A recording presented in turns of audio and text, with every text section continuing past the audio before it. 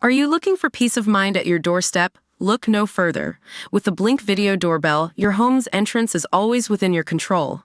Check out the link in the video description to learn more and get your Blink Video Doorbell on Amazon. Your home is in your hands. Former Donald Trump economic advisor Peter Navarro has waited 4 months for this.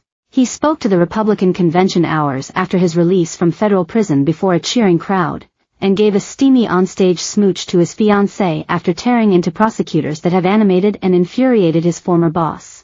"I went to prison so you won't have to.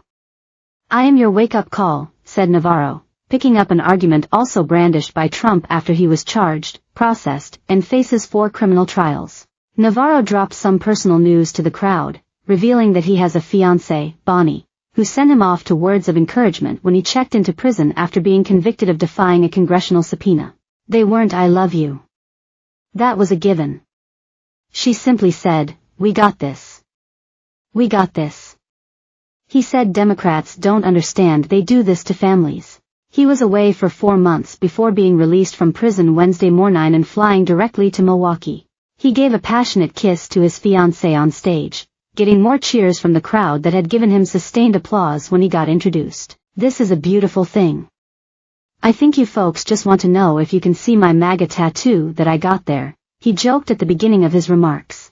He also attacked former House Speaker Nancy Pelosi, another Trump target.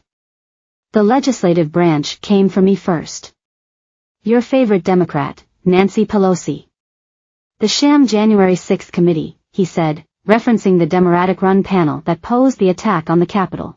Lawmakers wanted to quiz Navarro on what he termed the Green Bay sweep, a name have gave based on the Green Bay Packers to have lawmakers delay the electoral count amid legal challenges to the vote.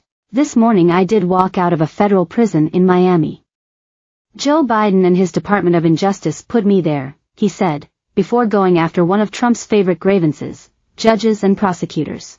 That was Navarro's version of a common attack by Trump, blaming Biden personally for charging decisions the Justice Department and local prosecutors say are made by career officials. "If they can come for me, if they can come for Donald Trump, be careful, they will come for you," he said.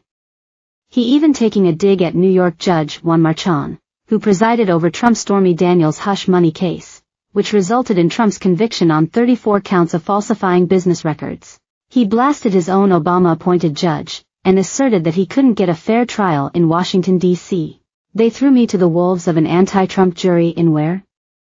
The D.C. swamp," said Navarro. Shortly before his speech, Navarro said he is "feeling fine" now that he's out of prison, and would repeat the conduct that got him sentenced to a 4-month prison sentence. "Absolutely.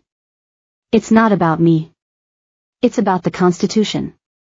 The doctrine of executive privilege goes back to the days of George Washington, he told DailyMail.com at the Republican convention, when asked if he would do it again given what he's been through. "The American people understand, if they can take me, they can take them," he said. As for prison, The Economist said, "The only thing I can say is the weather wasn't bad. Everything else was prison." He was mum when asked for details of his stint. "Talk about that next week. I'm feeling fine," he said.